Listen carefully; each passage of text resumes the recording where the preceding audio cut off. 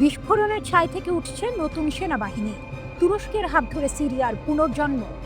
১৩ বছরের রক্তক্ষয়, ধ্বংস আর অশ্রুর পর সিরিয়ার আকাশে যেন আবার ভেসে উঠছে নতুন এক ভোরের আভাস। যে আকাশ একসময় ইসরায়েলি যুদ্ধ বিমানের গর্জনে কেঁপে উঠত, সেখানে আজ প্রতিধ্বনিত হচ্ছে এক ভিন্ন সুর, পুনর্গঠনের, শক্তির আর বেঁচে থাকার প্রতিজ্ঞার। আঙ্কারা ও দামেস্কের টেবিলে সই হলো এমন এক প্রতিরক্ষা চুক্তি যা শুধু কালি নয়, বহন করছে ভবিষ্যতের রক্তমাংস। তুরস্ক প্রতিশ্রুতি দিল সিরিয়ান সেনাবাহিনীকে দেবে আধুনিক অস্ত্র, উন্নত লজিস্টিক সরঞ্জাম আর প্রয়োজনে পরিচালনার প্রশিক্ষণও। তুরস্কের প্রতিরক্ষামন্ত্রী ইয়াসার গুলার স্পষ্ট জানিয়ে দিলেন, আমরা শুধু সহায়তা নয়, দিচ্ছি নিরাপত্তার ছাড়। কিন্তু এর পেছনে আছে আরো বড় গল্প। যুক্তরাষ্ট্র সমর্থিত কুর্দির নেতৃত্বাধীন এসডিএফ, যাদের নতুন সরকারের সাথে মার্চ মাসে রাষ্ট্র কাঠামোয় অন্তর্ভুক্ত হওয়ার কথা ছিল, তারা এখনো শর্ত পূরণ করেনি। আঙ্কারা চাইছে এই বিলম্ব যেন শেষ হয়, কারণ সিরিয়ার নিরাপত্তার জন্য একক সেনাবাহিনী হতে পারে সবচেয়ে বড় নিশ্চয়তা। সিরিয়ার সরকারি সংস্থা সানা বলছে, চুক্তির লক্ষ্য স্পষ্ট: সেনাবাহিনীর সক্ষমতা জোরদার, প্রতিষ্ঠান উন্নয়ন, কাঠামো শক্তিশালী করা আর নিরাপত্তা খাতে বড় সংস্কার আনা। এর আওতায় সন্ত্রাস দমন, মাইন অপসারণ, সাইবার প্রতিরক্ষা, সামরিক প্রকৌশল, শান্তিরক্ষা মিশন সবই থাকবে। এমনকি তুর্কি বিমান ঘাঁটি স্থাপন ও F-16 যুদ্ধ বিমান মোতায়েনের কথাও আলোচনায়। তুরস্কের শক্তি এখানে কেবল সেনাবাহিনীতে নয়, ২০,০০০-এরও বেশি সৈন্য এখনও সিরিয়ায় অবস্থান করছে, আর এই মুহূর্তে সরে যাওয়ার কোনো পরিকল্পনা নেই। যুদ্ধের ধোঁয়া ম্লান হওয়ার আগেই দুই দেশের বাণিজ্য বেড়েছে চোখে পড়ার মতো। ২০২৫ সালের জানুয়ারিতে সিরিয়ায় তুরস্কের রপ্তানি বেড়েছে ৩৮%। নির্মাণ সামগ্রী, যন্ত্রপাতি, ধাতু, যা সিরিয়ার পুনর্গঠনের প্রাণ। জ্বালানি সহযোগিতায় আলেপ্পোতে নতুন গ্যাস পাইপলাইন, বিদ্যুৎ গ্রিড একীকরণ, এমনকি খনি ও ফসফেট খাতে বিনিয়োগও চলছে। কিন্তু কেন এই চুক্তি এত জরুরি? এর উত্তর লুকিয়ে আছে ২০২৪ সালের ডিসেম্বরের এক ভয়াবহ অধ্যায়। মাত্র ৪৮ ঘন্টায় ইসরায়েল চালিয়েছিল ৩৫০-এরও বেশি বিমান হামলা, গুঁড়িয়ে দেয় সিরিয়ার সামরিক অবকাঠামোর ৭০ থেকে ৮০%। আকাশ ছিঁড়ে নামা বোমা ধ্বংস করেছে যুদ্ধ বিমান, ক্ষেপণাস্ত্র ব্যবস্থা, নৌ ঘাঁটি, অস্ত্র কারখানা, রাডার টাওয়ার। বিস্ফোরণের তীব্রতা এতটাই ছিল যে ইসরায়েলি মিডিয়া নিজেরাই তুলনা করেছিল হিরোশিমার সাথে। দক্ষিণের জলসম্পদ দখল করে নিয়েছিল তারা। বিশেষজ্ঞরা বলছেন, সিরিয়ার সেনাবাহিনী পুনর্নির্মাণে লাগবে কয়েক বছর আর শত শত বিলিয়ন ডলার। তাই তুরস্কের সহায়তা শুধু সামরিক নয়, এটি জীবনদায়ী শিরায় রক্তপ্রবাহের মতো। এই চুক্তি যেন ধ্বংসস্তূপের ভেতর ফুটে ওঠা এক নতুন ফুল। তুরস্কের কাঁধে কাঁধ মিলিয়ে দাঁড়ানো সিরিয়া আজ প্রমাণ করতে চাইছে, আগুনে পুড়েও ফিনিক্সের মতো নতুন ডানা মেলে ওড়া যায়। আর আঙ্কারা এই পুনর্জন্মের আকাশে নিজের শক্তির সিলমোহর রেখে যাচ্ছে।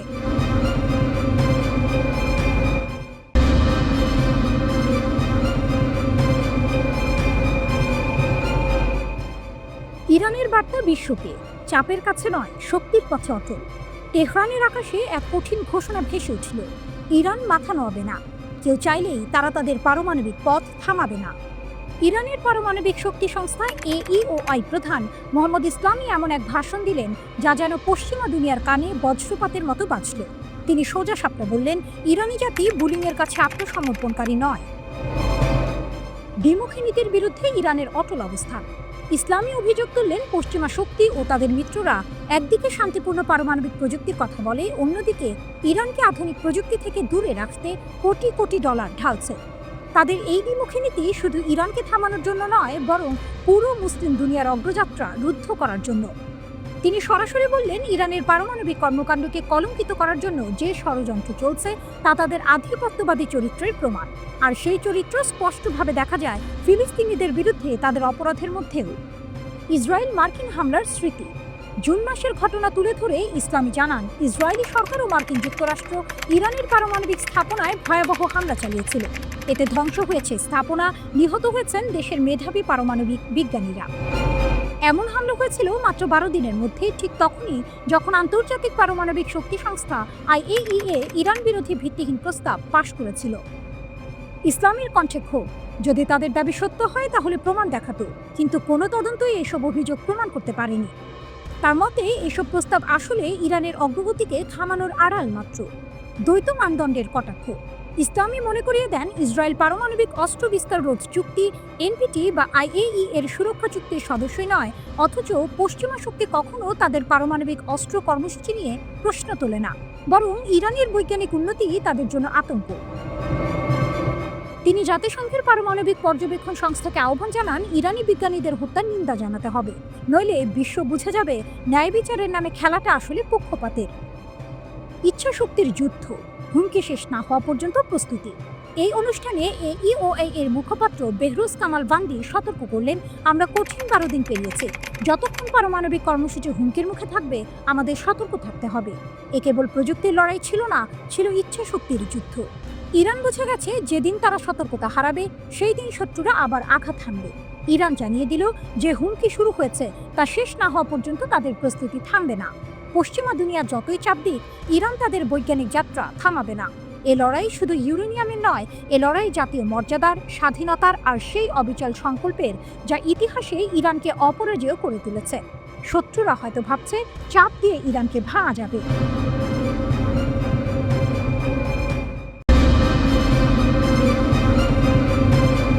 যুদ্ধের ময়দান বদলাচ্ছে, আর সেই বদলের মুখে দাঁড়িয়েছে ইরান, যেখান থেকে উঠে এসেছে এক প্রযুক্তির অদ্ভুত দানব, আবাবিল 3 ড্রোন। এই ছোট্ট কিন্তু মারাত্মক ড্রোনটি শুধু একটি যন্ত্র নয়, এটি ইরানের প্রতিরক্ষা ক্ষমতার প্রতীক, যেখানে কেবল অস্ত্রই নয়, বুদ্ধিমত্তা এবং কৌশল একসঙ্গে মিলেমিশে যুদ্ধের রূপান্তর ঘটাচ্ছে। আবাবিল 3 ড্রোন প্রথম তৈরি হয়েছিল আত্মঘাতী ড্রোন হিসেবে, যা 40 কিলোগ্রাম বিস্ফোরক বহন করতে পারত। কিন্তু এরপর এই ড্রোন তার পরিধি বাড়িয়ে নেয়, গুপ্তচর বৃত্তি, নজরদারি এবং এমনকি সশস্ত্র হামলার জন্য রূপান্তরিত হয়। এখন এটি একসঙ্গে গোয়েন্দা এবং আক্রমণাত্মক দুটো কাজ করে, যা ইরানের সামরিক পরিকল্পনায় এক নতুন মাত্রা যোগ করেছে। নকশার দিক থেকে আবাবিল 3 একেবারে আধুনিক। এর দেহ হালকা ওজনের যৌগিক উপাদানে তৈরি, যা ড্রোনটিকে বায়ুগতিবিদ্যার দিক থেকে অত্যন্ত নমনীয় এবং দ্রুত করে তোলে। 3 মিটার লম্বা এবং 4.5 মিটার ডানার দৈর্ঘ্য, যা এটিকে ছোট ছোট যানবাহন, মোবাইল গ্রাউন্ড ইউনিট বা এমনকি জাহাজ থেকেও উৎক্ষেপণযোগ্য করে তোলে। এর পিস্টন ইঞ্জিন 2 ব্লেডযুক্ত প্রপেটার চালায়, যা ড্রোনটিকে ঘন্টায় 150 থেকে 200 কিলোমিটার গতিতে ছুটতে সাহায্য করে। আর সবচেয়ে বিস্ময়কর কথা হলো, 8 ঘন্টা পর্যন্ত বা 250 কিলোমিটার দূরত্ব পর্যন্ত এটি একটানা মিশন চালাতে পারে। একদম মারাত্মক এক প্রতিপক্ষ। ড্রোনটিতে রয়েছে উন্নত অপটিক্যাল সিস্টেম, যার মধ্যে আছে দিনের বেলায় ব্যবহারের ইলেকট্রো অপটিক্যাল ক্যামেরা এবং রাতের জন্য তাপীয় সেন্সর, যার মাধ্যমে দিনরাত নির্বিঘ্নে লক্ষ্যবস্তুর উপর নজরদারি ও গোয়েন্দা তথ্য সংগ্রহ সম্ভব। সবচেয়ে বিপজ্জনক হলো, আবাবিল 3 নিজের জন্য বহন করতে পারে বিভিন্ন ক্ষুদ্রাকৃতির নির্দেশিত অস্ত্র, ছোট ছোট বোমা থেকে শুরু করে বায়ু থেকে ভূমি লক্ষ্যবস্তুতে ক্ষেপণাস্ত্র পর্যন্ত। এগুলো দিয়ে ড্রোনটি যে কোনো স্থির বা চলমান শত্রু লক্ষ্যবস্তুতে একেবারে নির্ভুল আঘাত করতে সক্ষম। এই ড্রোনের মাধ্যমে ইরান তার সামরিক কৌশলকে একেবারে অন্য এক উচ্চতায় নিয়ে গিয়েছে। বিপ্লবী গার্ড, সেনাবাহিনী সহ নানা ইউনিট এই ড্রোন ব্যবহার করে গোয়েন্দা ও আক্রমণাত্মক মিশন পরিচালনা করছে। ইরান আজ নিজস্ব প্রযুক্তিতে যুদ্ধের নতুন চেহারা গড়ে তুলেছে। কেবল অস্ত্রশস্ত্রের জোরে নয়, ডিজিটাল গোয়েন্দা, গোপনীয়তা ও গতিসম্পন্ন আক্রমণের মাধ্যমে তারা যুদ্ধক্ষেত্রে নিজেদের অবস্থান শক্তিশালী করেছে। আবাবিল 3 ড্রোন শুধু একটি কৌশলগত ড্রোন নয়, এটি ইরানের প্রযুক্তিগত স্বায়ত্তশাসনের গর্ব। এখন যে দেশগুলো আগে শুধু উন্নত ড্রোন কিনতো, তারা আজ চমকে যাচ্ছে ইরানের এই অগ্রগতিতে। আর যেখানে ইরান তার শক্তি প্রয়োগ করছে, সেই অঞ্চলে এই ড্রোন যুদ্ধের গতিপথ বদলে দিচ্ছে। এই ড্রোনের অস্তিত্ব ইঙ্গিত দেয়, ইরান যুদ্ধক্ষেত্রে টিকে থাকার জন্য প্রস্তুত, শুধু বল নয়, নতুন এক প্রযুক্তির খেলায় প্রবেশ করেছে, যেখানে ছায়া হয়ে আক্রমণ এবং দিক বদলানোর কৌশলই বড় অস্ত্র।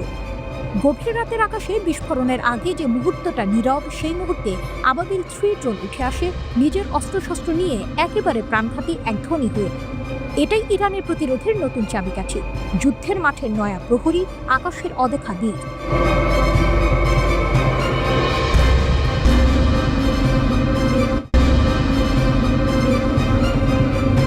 গাজার আকাশে আগুন, আঙ্কারার হুঙ্কার, এরদোয়ানের বিস্ফোরক বার্তা ও প্রতিরোধে নতুন স্রোত। গাজার ধ্বংসস্তূপের ভেতর কান্না, আর আকাশে ইসরায়েলি যুদ্ধ বিমানের গর্জন। এই নরক যন্ত্রণার মাঝেই তুরস্কের প্রেসিডেন্ট রিসেপ তাইয়েপ এরদোয়ান যেন বজ্রপাতের মতো আওয়াজ তুললেন। গাজা দখলের পরিকল্পনা সম্পূর্ণ অগ্রহণযোগ্য। ফোনের ওপরে ছিলেন ফিলিস্তিনের প্রেসিডেন্ট মাহমুদ আব্বাস। দুই নেতা কথা বললেন গাজার বর্তমান পরিস্থিতি আর ইসরায়েলের হামলা নিয়ে। আঙ্কারা জানিয়ে দিল, ফিলিস্তিনের পাশে তারা অবিচল। তুরস্কের প্রেসিডেন্ট শুধু প্রতিশ্রুতি দেননি, তিনি ইঙ্গিত দিয়েছেন ভূ রাজনীতির পাল্টে যাওয়া বাতাসের দিকেও। ফ্রান্স, যুক্তরাজ্য ও কানাডা, পশ্চিমা দেশগুলো এখন ফিলিস্তিন রাষ্ট্রকে স্বীকৃতি দেওয়ার কথা বলছে। এরদোয়ানের মতে এটা গুরুত্বপূর্ণ এক মুহূর্ত, যা প্রমাণ করছে পশ্চিমা বিশ্বেও ইসরায়েল বিরোধী সমালোচনা বাড়ছে। তুরস্ক শান্তি প্রতিষ্ঠার জন্য তার কূটনৈতিক লড়াই চালিয়ে যাবে। এরই মধ্যে সেই একই সন্ধ্যায় ইস্তানবুলের রাস্তায় নেমে এলো হাজারো মানুষ, হাতে ফিলিস্তিনি পতাকা, কণ্ঠে বজ্রধ্বনি, খুন ইসরায়েল, ফিলিস্তিন ছাড়ো। ফিলিস্তিনের জন্য সহায়তা প্ল্যাটফর্মের ব্যানারে 15টি সংগঠন আয়োজন করেছিল এই মিছিল। বাইজিদ স্কোয়ার থেকে শুরু হয়ে তাই এগোতে থাকে হাজিয়া সোফিয়ার দিকে, যেন ইতিহাস আর বর্তমান একসাথে হাঁটছে। সিনহুয়ার প্রতিবেদনে বলা হয়েছে, বিক্ষোভকারীদের ব্যানারে স্পষ্ট বার্তা, গাজার ক্ষুধার্ত মানুষদের জন্য দায়ী ইসরায়েল এবং এই অবরোধের জবাবদিহিতা চাই। কিন্তু এর বাইরে আরও ভয়াবহ তথ্য দিচ্ছে গাজার স্বাস্থ্য কর্তৃপক্ষ। মাত্র কয়েক মাসে মৃত্যু যেন সংখ্যার সীমা ছুঁয়ে ফেলেছে।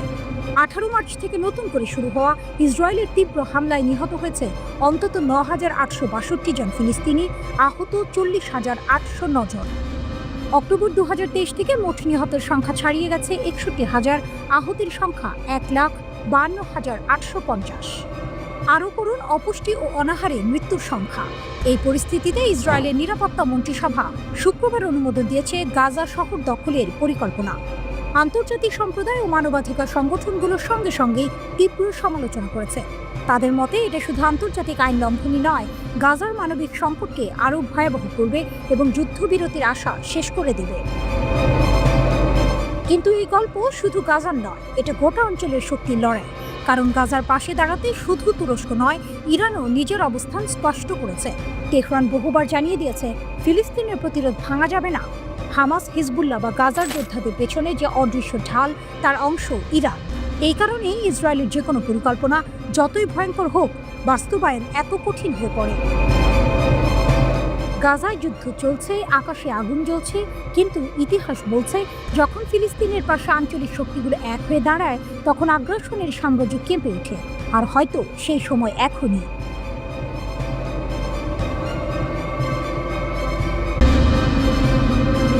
পাহাড়ের নিচে লুকানো স্বপ্ন। ইরানের বিজ্ঞানীরা অটল, যুদ্ধেও নতি শিকার নয়। রাতের আকাশ ছিঁড়ে গর্জে উঠেছিল যুদ্ধ বিমান। 12 দিন ধরে ইরানের আকাশে ইসরায়েলের আগুন নেমে এসেছিল, কিন্তু সেই আগুন পৌঁছাতে পারেনি ইরানের হৃদয়ে। কারণ যাদের নিশানা করা হয়েছিল ইরানের সেরা পারমাণবিক বিজ্ঞানীরা, তারা এখনও জীবিত, এখনও প্রস্তুত। ব্রিটিশ দৈনিক দ্য টেলিগ্রাফ জানায়, ইসরায়েলের টার্গেটে থাকা শতাধিক বিজ্ঞানীর মধ্যে 15 জনের বেশি এখন তেহরানের নিরাপদ ভিলায় বা দেশের উত্তরের উপকূলের সুরক্ষিত স্থানে আশ্রয় নিয়েছেন। তারা পরিবার নিয়ে বিশ্ববিদ্যালয় ছেড়ে গেছেন, তবুও তাদের চোখে ভয়ের ছাপ নেই, বরং জেদ, দৃঢ়তা। সিনিয়র এক ইরানি কর্মকর্তা জানান, আগের পারমাণবিক প্রকল্পে যুক্ত শিক্ষকদের বদলে এখন এমন ব্যক্তিদের নিয়োগ দেওয়া হচ্ছে যাদের সেই কর্মসূচির সঙ্গে কোনো সম্পর্ক নেই, যেন ছায়ার ভেতর থেকে নতুন চারা গজাচ্ছে। ইসরায়েলি বিশেষজ্ঞরা পর্যন্ত দ্য টেলিগ্রাফকে বলেছেন, ইরানের নিহত বিজ্ঞানীদের কাজ চালিয়ে নিতে প্রস্তুত নতুন গবেষকরা। তারা এই দৃশ্যকে তুলনা করেছেন মৃতদের হাঁটাহাঁটির সঙ্গে, যেন মৃত্যু এসেও কাজ থামাতে পারছে না। এরই মধ্যে এই নতুন প্রজন্মের বিজ্ঞানীদের নিরাপত্তা ঘিরে তেহরান কড়া প্রহরা বসেছে। কিন্তু কারা এই নতুন বিজ্ঞানীরা? তাদের নিরাপত্তা ব্যবস্থা এতটাই কঠোর যে তাদের পরিচয় বা অবস্থান সম্পর্কে কিছুই জানা যায় না। ইরানের শক্তি এখানে, একদল বিজ্ঞানী মারা গেলেও অন্য দল প্রস্তুত, যেন এক অবিরাম স্রোত। যুক্তরাষ্ট্রের প্রেসিডেন্ট ডোনাল্ড ট্রাম্প দাবি করলেন, ইরান এখনো ইউরেনিয়াম সমৃদ্ধকরণ বন্ধ করেনি বা আন্তর্জাতিক পরিদর্শন মেনে নেয়নি। তার কথাই, ইসরায়েল ইরান সংঘাতের পর ইরানের পারমাণবিক প্রোগ্রাম স্থায়ীভাবে পিছিয়ে গেছে, তবে তারা হয়তো আবার অন্য কোথাও থেকে শুরু করবে। তবে বাস্তব ছবিটা ভিন্ন। সিএসবিএস নিউজ জানায়, মার্কিন যুক্তরাষ্ট্র 3টি B-2 বোমারু বিমান ফোর্দো পারমাণবিক স্থাপনায় হামলা চালায়। এই বিমানে ছিল 6টি বাংকার বাস্টার বোমা, যা পাহাড় কেটে ফেলতে পারে, কিন্তু ইরানের মনোবল ভাঙতে পারে না। ফোর্দো ইরানের গর্ব, পাহাড়ের নিচে 300 ফুট গভীরে লুকানো ইউরেনিয়াম সমৃদ্ধি কেন্দ্র। শুধু ফোর্দো নয়, নাতানজ এবং ইস্পাহানের মতো গুরুত্বপূর্ণ স্থাপনাতেও যুক্তরাষ্ট্রের টমাহক ক্ষেপণাস্ত্র আঘাত হানে। জাতিসংঘের আন্তর্জাতিক পরমাণু শক্তি সংস্থা IAEA বলেছে, এই হামলার পরেও আশেপাশে তেজস্ক্রিয়তা বাড়েনি। ইরানের পারমাণবিক শক্তি সংস্থা হামলার সত্যতা স্বীকার করলেও জোর দিয়ে বলেছে এতে তাদের উন্নয়ন থামবে না। ইসরায়েলের পররাষ্ট্রমন্ত্রী গিদেওন স্যার দাবি করেছেন ইরানের পারমাণবিক প্রোগ্রাম 2 বছর পিছিয়ে গেছে, কিন্তু তেহরান সঙ্গে সঙ্গে সেই দাবি উড়িয়ে দিয়েছে। ইরানের পার্লামেন্ট সদস্য মাহদি মোহাম্মদি স্পষ্ট বলেছেন, আমাদের কাছে কিছুই অপ্রত্যাশিত ছিল না। আমরা কয়েক রাত ধরে ফোর্দোতে হামলার অপেক্ষা করছিলাম। কর্মীরা আগেই সরিয়ে নেওয়া হয়েছিল, হামলা হয়েছে, কিন্তু বড় কোনো ক্ষতি হয়নি। এই হলো ইরানের কাহিনী, যেখানে পাহাড়ের নিচে শুধু ইউরেনিয়াম নয়, লুকিয়ে আছে এক জাতির স্বপ্ন। বোমা কাঁপিয়েছে মাটি, কিন্তু ভাঙতে পারেনি ইরানের সংকল্প। যুদ্ধ হয়তো আবারও শুরু হবে, আকাশে আগুন জ্বলবে, কিন্তু ইরানের বিজ্ঞান আর সাহস সেটি থাকবে অটল, অবিনশ্বর। এ যেন এক অসমাপ্ত যুদ্ধ। একদিকে ইসরায়েল ও যুক্তরাষ্ট্র মনে করছে তারা ইরানকে দুর্বল করে দিয়েছে, অন্যদিকে ইরান এক নতুন ছকে নিজেদের গুটিয়ে নিয়েছে, তাদের শক্তিকে অন্য কোনো দিক থেকে আবার সংগঠিত করছে।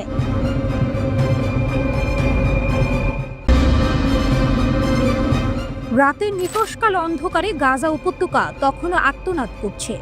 বোমার শব্দ, মানুষের কান্না আর ধ্বংসস্তূপের নিস্তব্ধতা, সব মিলিয়ে এক ভুতুড়ে পরিবেশ।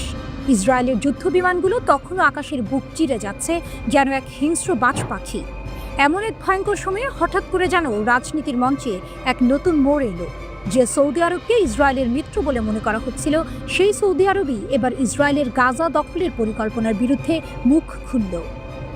সৌদি আরবের পররাষ্ট্র মন্ত্রণালয় এক বিবৃতি প্রকাশ করে, যা মধ্যপ্রাচ্যের রাজনীতিতে রীতিমতো ঝড় তুলে দেয়। বিবৃতিতে বলা হয়, সৌদি আরব ইসরায়েলের গাজা দখলের পরিকল্পনাকে সবচেয়ে কঠোর ভাষায় নিন্দা জানাচ্ছে। এই বিবৃতি শুধু কথার কথা ছিল না, এর পেছনে ছিল এক গভীর অভিযোগ।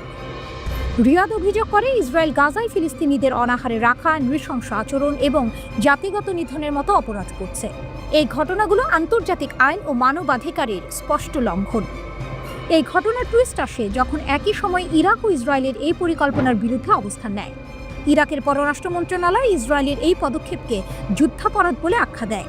তারা দাবি করে এই পরিকল্পনার মাধ্যমে ইসরায়েল নিরপরাধ মানুষের বিরুদ্ধে ক্ষুধার নীতি, বাস্তুচ্যুত করা এবং গণহত্যার মতো নীতি গ্রহণ করেছে। ইরাক ফিলিস্তিনিদের জেরুজালেমকে রাজধানী করে একটি স্বাধীন রাষ্ট্র প্রতিষ্ঠার অধিকারের প্রতি তাদের দৃঢ় সমর্থন পুনর্ব্যক্ত করে। কিন্তু এখানেই গল্প শেষ নয়, বরং এর আরেকটি দিক ছিল। যখন সৌদি আরব এবং ইরাক ইসরায়েলের বিরুদ্ধে সোচ্চার, তখন ইসরায়েলের ভেতরের খবর বাইরে আসতে শুরু করে। টাইমস অফ ইসরায়েলের একটি প্রতিবেদনে জানা যায়, ইসরায়েলের নিরাপত্তা মন্ত্রিসভা আসলে গাজা দখলের পরিকল্পনা অনুমোদন করেছে। একই সাথে তারা যুদ্ধক্ষেত্রের বাইরে থাকা বেসামরিকদের জন্য মানবিক সহায়তা দেওয়ারও সিদ্ধান্ত নিয়েছে। এই মানবিক সহায়তা প্যাকেজটি ছিল এক ধরনের ধোঁয়া, যার আড়ালে লুকিয়েছিল ইসরায়েলের আসল উদ্দেশ্য। প্রতিবেদনে আরও বলা হয়, হামাসের সাথে যুদ্ধবিরতির বিনিময়ে ইসরায়েল কিছু শর্ত দিয়েছে। এই শর্তগুলো ছিল হামাসকে নিরস্ত্রীকরণ, জিম্মিদের ফেরত আনা, গাজা উপত্যকার নিরস্ত্রীকরণ, গাজায় ইসরায়েলের নিরাপত্তা নিয়ন্ত্রণ এবং সবচেয়ে গুরুত্বপূর্ণ হল গাজার শাসন হামাস বা ফিলিস্তিনি কর্তৃপক্ষের বদলে বিকল্প কোনো বেসামরিক সরকারের হাতে হস্তান্তর করা। এই শর্তগুলো থেকে বোঝা যায় ইসরায়েল গাজাকে নিজেদের নিয়ন্ত্রণে রাখতে চায় এবং হামাসকে ক্ষমতা থেকে সরাতে চায়। অন্যদিকে এই শর্তগুলো থেকে বোঝা যায় ইসরায়েল গাজাকে নিজেদের নিয়ন্ত্রণে রাখতে চায় এবং হামাসকে ক্ষমতা থেকে সরাতে চায়। অন্যদিকে সৌদি আরব এবং ইরাকের এই প্রতিবাদ আন্তর্জাতিক অঙ্গনে ইসরায়েলকে আরও কোণঠাসা করে তুলেছে। এখন দেখার বিষয়, এই পরিস্থিতিতে আন্তর্জাতিক সম্প্রদায় কী ভূমিকা নেয় এবং ফিলিস্তিনিদের ভাগ্যে কী লেখা আছে। এই ঘটনাগুলো যেন এক জটিল নাটকের মঞ্চ সাজিয়েছে, যেখানে প্রতিটি চরিত্রেই রয়েছে ভিন্ন ভিন্ন উদ্দেশ্য, আর দর্শকদের মনে তৈরি হচ্ছে নতুন নতুন প্রশ্ন।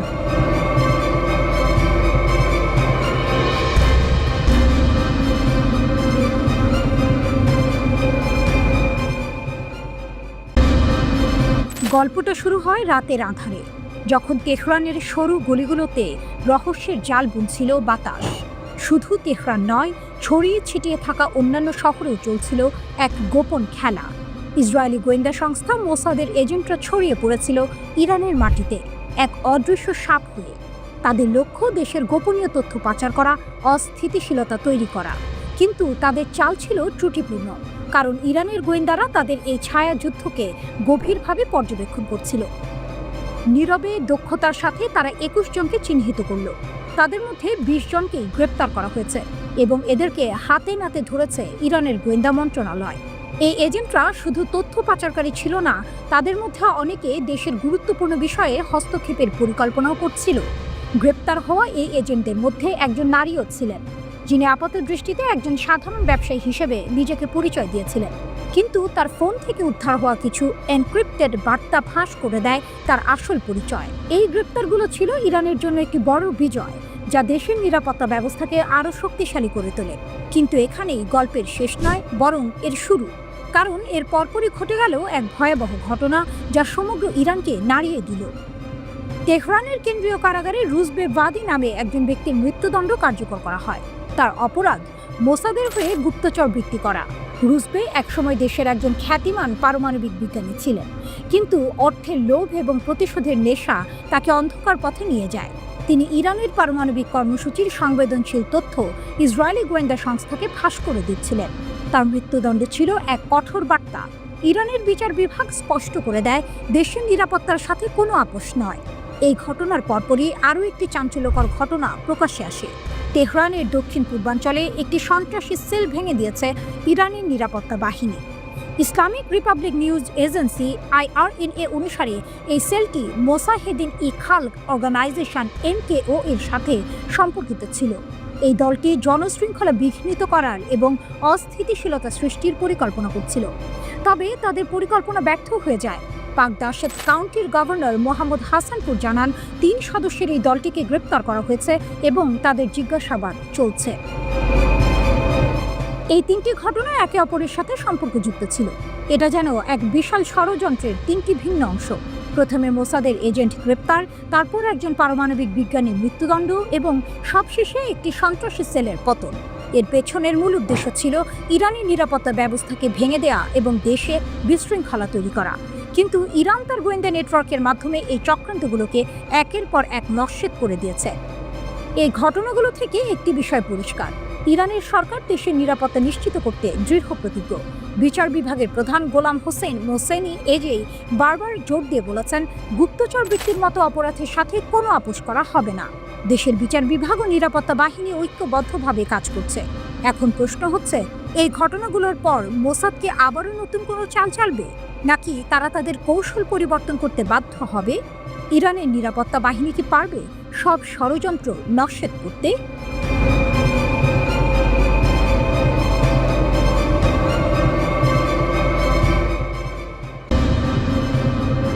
ট্রাম্প কি ইয়েমেনের সশস্ত্র বাহিনীর কারণে পিছু হটতে বাধ্য হয়েছিলেন? এক চাঞ্চল্যকর খবর সামনে এসেছে, যা আন্তর্জাতিক রাজনীতিতে নতুন করে তোলপাড় সৃষ্টি করেছে। ইয়েমেনের সশস্ত্র বাহিনী দাবি করেছে তারা মার্কিন প্রেসিডেন্ট ডোনাল্ড ট্রাম্পকে যুদ্ধ বন্ধ করতে বাধ্য করেছিল। একটি প্রভাবশালী ইসরায়েলি সংবাদপত্রের প্রতিবেদন উদ্ধৃত করে তারা এই দাবি করেছে। ট্রাম্প কেন পিছু হটলেন? ইয়েমেনি সশস্ত্র বাহিনীর এই দাবির পেছনে রয়েছে কয়েকটি চাঞ্চল্যকর ঘটনা। তাদের দাবি অনুযায়ী মার্কিন নৌবাহিনীর একটি গুরুত্বপূর্ণ যুদ্ধজাহাজ USS হ্যারি ট্রুম্যান গত মে মাসে ইয়েমেনি ক্ষেপণাস্ত্রের হামলার শিকার হয়েছিল। এই হামলায় যুদ্ধজাহাজটি প্রায় আঘাতপ্রাপ্ত হয়।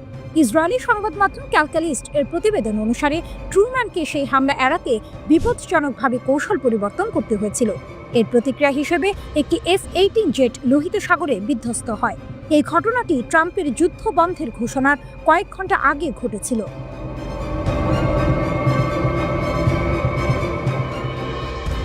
ইয়েমেনি সশস্ত্র বাহিনীর মতে এই হামলা ট্রাম্পকে শর্ত ছাড়াই ইয়েমেনের সামরিক অভিযান বন্ধ করতে বাধ্য করে।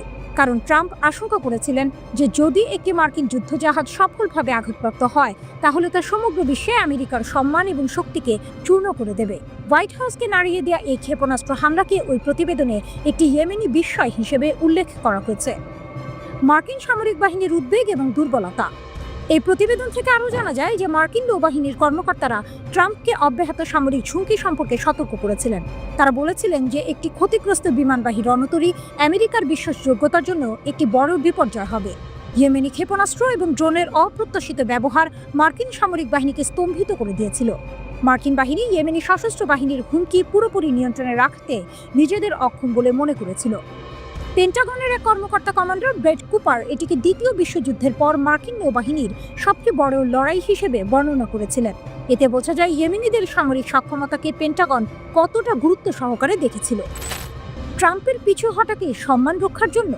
ইসরায়েলি সংবাদপত্রটি ট্রাম্পের এই পিছু হটাকে একটি সম্মান রক্ষার পদক্ষেপ হিসেবে দেখছে, যা যুদ্ধে জেতার চেয়ে বেশি গুরুত্বপূর্ণ ছিল। প্রতিবেদনে দাবি করা হয়েছে যে ইয়েমেনের এই হামলা আমেরিকার মর্যাদা এবং সামরিক শক্তি উভয়কেই ক্ষতিগ্রস্ত করেছে। এর পাশাপাশি ইয়েমেন ইসরায়েলি জলসীমা অবরোধ করে একটি দ্বৈত বিজয় অর্জন করেছে বলেও দাবি করা হয়েছে। এই প্রতিবেদন যদি সত্যি হয় তাহলে তা আন্তর্জাতিক রাজনীতির জন্য একটি বড় মোড়। একটি ছোট এবং দুর্বল সামরিক শক্তি কিভাবে একটি পরাশক্তির ওপর প্রভাব ফেলতে পারে, এটি তারই এক জ্বলন্ত উদাহরণ। তবে এই দাবির সত্যতা নিয়ে এখনো কোনো আনুষ্ঠানিক মন্তব্য আসেনি। পুরো পরিস্থিতিটি এখনো ধোঁয়াশার মধ্যে রয়েছে। তবে ইয়েমেনের সশস্ত্র বাহিনীর এই দাবি আন্তর্জাতিক মহলে ব্যাপক আলোচনার জন্ম দিয়েছে।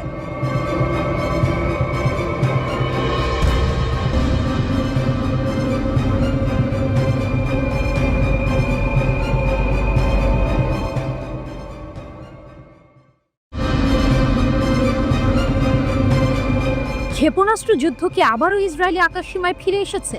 ইয়েমেন থেকে ছোড়া ক্ষেপণাস্ত্র ইসরায়েল জুড়ে আতঙ্ক সৃষ্টি করেছে। ইয়েমেনি সশস্ত্র বাহিনীর ক্ষেপণাস্ত্রের টার্গেট মধ্য ইসরায়েল। ইয়েমেনি সশস্ত্র বাহিনী ইসরায়েলকে টার্গেট করে একটি ব্যালিস্টিক ক্ষেপণাস্ত্র নিক্ষেপ করেছে বলে জানা গেছে। টাইমস অফ ইন্ডিয়ার প্রতিবেদন অনুসারে ক্ষেপণাস্ত্রের কারণে মধ্য ইসরায়েল জুড়ে সাইরেন বেজে ওঠে। ইসরায়েলি প্রতিরক্ষা বাহিনী আইডিএফ ইয়েমেন থেকে ক্ষেপণাস্ত্র নিক্ষেপের কথা স্বীকার করেছে। আসন্ন হুমকি প্রতিহত করার জন্য বিমান প্রতিরক্ষা ব্যবস্থা তাৎক্ষণিকভাবে প্রতিক্রিয়া জানায়। নিরাপত্তা প্রোটোকল অনুসারে ইসরায়েলি বেশ কয়েকটি এলাকায় সাইরেন শোনা গেছে, আইডিএফ নিশ্চিত করেছে। ইয়েমেন থেকে ছোড়া ক্ষেপণাস্ত্রটি ইসরায়েলি বিমান বাহিনী আইএএফ সফলভাবে প্রতিহত করার দাবি করেছে। কর্তৃপক্ষ জনসাধারণকে হোম ফ্রন্ট কমান্ডের প্রতিরক্ষামূলক নির্দেশ অনুসরণ করার আহ্বান জানিয়েছে। নির্দেশে বলা হয়েছে, আইডিএফ ইয়েমেন থেকে ইসরায়েলি ভূখণ্ডের দিকে একটি ক্ষেপণাস্ত্র নিক্ষেপ শনাক্ত করেছে। হুমকি প্রতিহত করার জন্য বিমান প্রতিরক্ষা ব্যবস্থা কাজ করছে। জনসাধারণকে হোম ফ্রন্ট কমান্ডের প্রতিরক্ষামূলক নির্দেশিকা অনুসরণ করার জন্য অনুরোধ করা হচ্ছে। ইসরায়েলের বেশ কয়েকটি এলাকায় যে সাইরেন বেজে ওঠে, তারপরে ইয়েমেন থেকে ছোড়া একটি ক্ষেপণাস্ত্র আইএএফ দ্বারা প্রতিহত করা হয়েছে। এদিকে ইসরায়েলি মন্ত্রী ইসরায়েল কাটসের মন্তব্যের নিন্দা জানাতে সানায় ইয়েমেনিরা মিছিল করেছে। ইসরায়েল কাটস সতর্ক করে দিয়েছিলেন, ক্ষেপণাস্ত্র হামলার পর ইয়েমেন তেহরানের মতো পরিণতির মুখোমুখি হতে পারে। এর পাল্টা জবাবে ইয়েমেনি সশস্ত্র বাহিনীর এক মুখপাত্র তীব্র প্রতিক্রিয়া ব্যক্ত করেছেন। তিনি বলেছেন, ইয়েমেনি জনগণ হুমকি গ্রহণ করে না, তারা তাদের পদদলিত করবে, যুদ্ধক্ষেত্রই বিচারক হবে। তারা ইতিমধ্যে ইয়েমেনি জনগণের ওপর এটি চেষ্টা করেছে। তাদের যুদ্ধ বিমান, বোমারু বিমান, ক্ষেপণাস্ত্র এবং সকল ধরনের আকাশ অস্ত্র নিয়ে এসেছে এবং তারা আমাদের ধ্বংস করতে ব্যর্থ হয়েছে। ইয়েমেনি জনগণের বিরুদ্ধে ইসরায়েলি হুমকি আমাদের গাজার পাশে দাঁড়াতে বাধা দেবে না এবং আমরা ইসরায়েলকে বলছি, যদি তোমরা আরো তীব্র হও তাহলে আমরা আরো তীব্র হব, লোহিত সাগরে বিস্তৃত পরিসরে এবং তোমাদের শহর, তোমাদের স্থাপনা এবং তোমাদের রাজধানী জাফা লক্ষ্য করে সামরিক অভিযানের মাধ্যমে। এটি প্রথম হুমকি নয় এবং এটি শেষও হবে না। এর আগেও একটি বৃহত্তর শক্তি মার্কিন যুক্তরাষ্ট্র আমাদের হুমকি দিয়েছিল, কিন্তু শেষ পর্যন্ত যখন আমরা তাদের যুদ্ধজাহাজ এবং বিমানবাহী বাহককে লক্ষ্য করে আমাদের ক্ষেপণাস্ত্র দিয়ে তাদের মুখোমুখি হয়েছিলাম, তখন তারা পিছু হটেছিল। এর আগে 4 জুলাই ইসরায়েলের সামরিক লক্ষ্যবস্তুতে হামলা চালানোর কথা জানায় ইয়েমেনি সশস্ত্র বাহিনী। এক সংক্ষিপ্ত টেলিভিশন ভাষণে গোষ্ঠীটির সামরিক মুখপাত্র ইয়াহিয়া সারি জানান, তারা সিওনি শত্রুদের সামরিক অবস্থানে 3টি ড্রোন নিক্ষেপ করেছে। ইয়াহিয়া সারি বলেন, এই ড্রোনগুলো ইসরায়েলের 3টি গুরুত্বপূর্ণ শহর তেল আবিব, আশকেলন এবং হাইফাই লক্ষ্য করে নিক্ষেপ করা হয়। এর কিছুক্ষণ পরেই গাজার নিকটবর্তী বনে নেটজারিম এলাকায় ও মিশর সীমান্তে সতর্কতা সাইরেন বাজতে শোনা যায়। ইরানের নাটকীয় পদক্ষেপ, মোসাদের ষড়যন্ত্র নস্যাৎ, খামেনির দেশের শক্তি প্রদর্শিত, আটকে রাখা শ্বাস, রুদ্ধশ্বাস, উত্তেজনা আর একের পর এক বিস্ময়। এমনই এক চাঞ্চল্যকর ঘটনা ঘটেছে ইরানের বুকে। দেশটির গোয়েন্দা মন্ত্রণালয় এক নাটকীয় অভিযানে মোসাদ সংশ্লিষ্ট গোষ্ঠীগুলোর একটি বড় ষড়যন্ত্র ফাঁস করেছে। সিস্তান ও বালুচেস্তান প্রদেশের শান্ত মাটিতে হঠাৎ করেই যেন যুদ্ধ শুরুর দামামা বেজে উঠল। কিন্তু ইরান তার অদম্য শক্তি ও ক্ষুরধার বুদ্ধিমত্তা দিয়ে শত্রুর সব চাল নস্যাৎ করে দিয়েছে। রিপোর্ট আল মায়াদিনের। মার্কিন অস্ত্রের বিশাল চালান জব্দ, এক মারাত্মক চাল। শত্রুরা হয়তো ভেবেছিল তারা গোপনে তাদের কাজ চালিয়ে যাবে এবং ইরান তাদের ফাঁদে পা দেবে, কিন্তু সিস্তান ও বালুচেস্তানে যা ঘটল তা তাদের সব পরিকল্পনা উল্টে দিল। ইরানের নিরাপত্তা কর্মকর্তারা 3টি পৃথক অভিযানে 210টিরও বেশি সামরিক গ্রেড অস্ত্র জব্দ করেছেন। এই অস্ত্রগুলো কোথা থেকে এসেছে জানেন? মার্কিন যুক্তরাষ্ট্র। হ্যাঁ, ঠিকই শুনেছেন। মার্কিন অস্ত্রগুলো ইসরায়েলের মোসাদ গোয়েন্দা সংস্থার সঙ্গে যুক্ত কিছু গোষ্ঠী পাচার করছিল। তাদের উদ্দেশ্য ছিল একটাই, ইরানকে অস্থিতিশীল করা এবং সন্ত্রাসী কর্মকাণ্ডের মাধ্যমে দেশের শান্তি নষ্ট করা। কিন্তু ইরানের গোয়েন্দা বিভাগের তীক্ষ্ণ নজর থেকে কিছুই লুকানো সম্ভব নয়। তারা এই ষড়যন্ত্রের গন্ধ পেয়েছিল এবং অত্যন্ত দক্ষতার সাথে এই বিপুল পরিমাণ অস্ত্রের চালান আটক করেছে। এটি কেবল একটি অস্ত্র জব্দ নয়, এটি মোসাদ এবং তাদের মিত্রদের মুখের ওপর একটি সজাগ চপেটাঘাত। ইরানের এই পদক্ষেপ প্রমাণ করে দেশের নিরাপত্তা রক্ষার জন্য তারা কতটা দৃঢ় প্রতিজ্ঞ। আইআরজিসির হুঁশিয়ারি, প্রত্যাশার চেয়েও কঠোর জবাব। ইরান শুধু অস্ত্র জব্দ করেই থেমে থাকেনি, বরং শত্রুদের প্রতি এক কঠিন বার্তা দিয়েছে। দেশটির সামরিক কমান্ডারদের শাহাদাতের 40তম দিন উপলক্ষে দেয়া এক বিবৃতিতে Islamic revolutionary guard Corps IRGC স্পষ্ট জানিয়ে দিয়েছে, ইরানের নিরাপত্তার উপর যে কোনো হুমকির জবাবে তারা প্রত্যাশার চেয়েও বেশি কঠোর প্রতিক্রিয়া জানাবে। বিবৃতিতে বলা হয়েছে, অপারেশন ট্রু প্রমিস 3 এর চেয়েও বেশি শক্তিশালী এবং বেদনাদায়ক হবে তাদের পরবর্তী পদক্ষেপ। এই হুঁশিয়ারি দেওয়া হয়েছে মূলত যুক্তরাষ্ট্র, ইসরায়েল এবং তাদের মিত্রদের উদ্দেশ্যে। এর মাধ্যমে আইআরজিসি নিজেদের অপ্রতিরোধ শক্তির কথা পুনরায় স্মরণ করিয়ে দিয়েছে। তারা যে কোনো আগ্রাসনের বিরুদ্ধে যে কোনো সময়, যে কোনো স্থানে কড়া জবাব দিতে প্রস্তুত। এই ঘটনাগুলো কেবল অস্ত্রের চালান আটকের খবর নয়, বরং এটি ইরানের অদম্য শক্তি, সামরিক প্রস্তুতি এবং দেশের নিরাপত্তা নিশ্চিত করার দৃঢ় প্রতিজ্ঞার এক সুস্পষ্ট প্রতিফলন। শত্রুরা যখন দেশের শান্তি নষ্ট করতে চায়, তখন ইরান যেন আরও শক্তিশালী হয়ে ওঠে। এই নাটকীয় মোড় এবং রুদ্ধশ্বাস পরিস্থিতি প্রমাণ করে ইরানকে দুর্বল ভাবার কোনো অবকাশ নেই। দেশের সার্বভৌমত্ব রক্ষায় তারা যে কতটা অপ্রতিরোধ্য তা আবারও প্রমাণিত হলো। এই ঘটনা কি অঞ্চলে আরও নতুন কোনো উত্তেজনার জন্ম দেবে, নাকি শত্রুরা ইরানের এই শক্তি দেখে পিছু হটবে?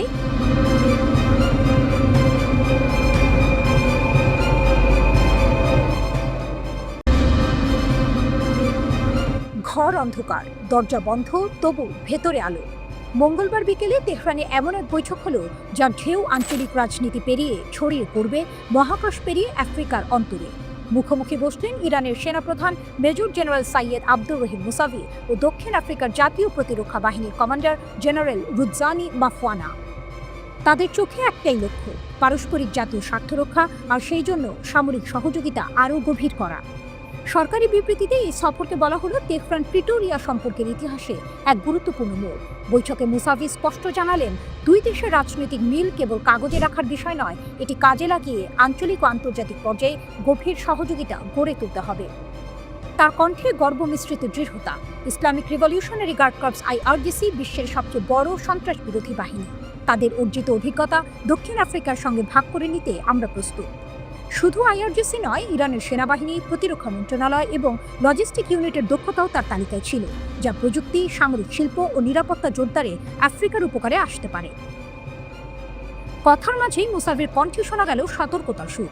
তিনি মার্কিন ইসরায়েলি সাম্প্রতিক পদক্ষেপকে সরাসরি আন্তর্জাতিক আইন লঙ্ঘন বলে উল্লেখ করলেন, আর এক হুঁশিয়ারি দিলেন, যদি আবার আগ্রাসন ঘটে, ইরানের প্রতিক্রিয়া হবে আরও নির্ণায়ক। তার কথাই শুধু শক্তির প্রদর্শন নয়, ছিল দৃঢ় সংকল্প। যুদ্ধ হোক বা কূটনৈতিক সংঘাত, ইরান প্রস্তুত নিজের অবস্থান রক্ষায়। বৈঠকে এক আবেগঘন মুহূর্ত এলো যখন মুসাভি প্রশংসা করলেন দক্ষিণ আফ্রিকার সেই উদ্যোগের, যেখানে তারা আন্তর্জাতিক অপরাধ আদালতে ইসরায়েলের বিরুদ্ধে গণহত্যার মামলা চালাচ্ছে। মুসাভির ভাষায় এই পদক্ষেপ ইরানের ন্যায় বিচার ভিত্তিক নীতির সঙ্গে একেবারেই সামঞ্জস্যপূর্ণ। কমান্ডার মাফওয়ানা স্মরণ করালেন দক্ষিণ আফ্রিকার বর্ণবাদ বিরোধী সংগ্রামের দিনগুলো। তখন ইরান ছিল তাদের অন্যতম আন্তর্জাতিক সমর্থক। সেই ঐতিহাসিক সহায়তা তার মতে দুই দেশের সম্পর্ককে শুধু কৌশলগত নয়, আবেগের বন্ধনেও বেঁধে দিয়েছে। এই বৈঠক কেবল অস্ত্র বা প্রযুক্তি বিনিময় চুক্তি নয়, এখানে গড়ে উঠেছে দুই মহাদেশের, এশিয়া ও আফ্রিকার এক যৌথ কৌশল। ইরান যে একদিকে মধ্যপ্রাচ্যে মার্কিন ও ইসরায়েলি প্রভাব ঠেকাতে দৃঢ়, এখন সেই শক্তি আফ্রিকার মিত্রের সঙ্গে ভাগ করছে। দক্ষিণ আফ্রিকার জন্য এটি অর্থনৈতিক ও সামরিক ক্ষমতা বাড়ানোর সুযোগ, আর ইরানের জন্য এটি আন্তর্জাতিক মঞ্চে নতুন এক কূটনৈতিক ঢাল। বৈঠক শেষে দুই জেনারেল যখন করমর্দন করলেন তা যেন ছিল দুই মহাদেশের সামরিক শক্তির প্রতীকী মেলবন্ধন। বাস্তবে হয়তো কোনো চুক্তি সই হলো কয়েক পাতার কাগজে, কিন্তু এর প্রতিধ্বনি পৌঁছাবে সমুদ্র পেরিয়ে, সীমান্ত ছুঁয়ে, শক্তির নতুন সমীকরণ আঁকতে। ইরান আবারও প্রমাণ করলো তারা শুধু নিজের জন্য লড়তে জানে না, বরং বন্ধুর জন্য বর্ম হয়ে দাঁড়াতে পারে। আর এই বন্ধুত্ব, ইতিহাস বলে, অনেক সময় এই যুদ্ধক্ষেত্রের গতি বদলে দেয়।